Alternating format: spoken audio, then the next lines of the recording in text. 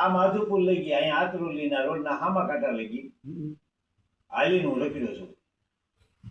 ઈ બાજુ ત્યાંથી આય લઈ ગઈ. ઠીક. હા હા આજથી 800 કિલોમીટર થાય. હા હા તે છેલ્લા છે ને માધુપુર માધવરાય સુધી ગલશે કે ને છેલ્લો માધવજી લઈ ગયા. આમ જે દરિયાના કાંઠે લઈ આ ગયા. દરિયા કાંઠે આ છેલ્લું ગામ આવે કોણ ને હા, છેલ્લું ગામ. છેલ્લું ગામ છે હે.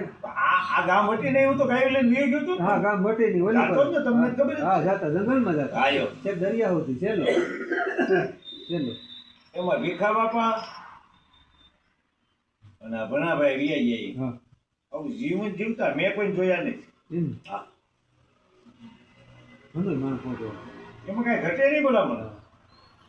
એનો ગજબ અમારી ગાવું રાજ્ય ખાઈ ગયું. હા સવારમાં એ ટ્રેક્ટર લઈને આવ્યા. આ મકાઈ ઉભી ત્યાં ગજબ હતો, અહીંયા ટ્રેક્ટર આપતા હતા. હું એમ કહેવાય ગયો, મેં કીધું આ ગજબમાં મારી ગાયો ગળી ગઈ. હા તો મને કે ગજડી હોય છે ને, કીધા ગજડા તો ખરા જ ને. હા પાયેલો તો ગજડે નહીં. હા હાલ. એને તો ટ્રેક્ટર પાછું વાળ્યું, પણ મેં કીધું ઊભા તો રહ્યો. કોઈને મેં મૂક્યો, એટલે સા લઈને આવ્યો. ચા પીધો ને 10 વાગ્યા લગી ત્યાં ટ્રેક્ટર આવી ગયું.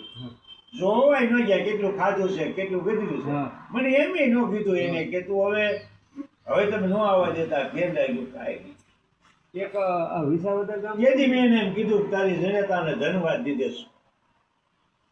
વિસાવદર એમાંથી શબ્દ ન બોલ્યો કે તું આમ. હવે તમે ધ્યાન રાખજો કે કેમ કરતા આવ્યા.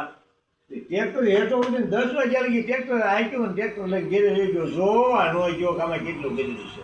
કોણથી જીરવાય? નકર તો એ